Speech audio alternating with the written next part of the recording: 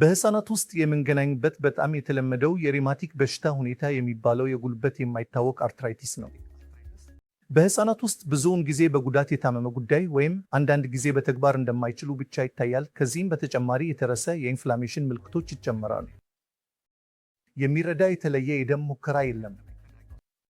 የህፃናት የማይታወቅ አርትራይቲስ ምርመራ ሲደረግ ሌሎች በሽታዎችን በማስወገድ ብቻ ነው የምንወስነው።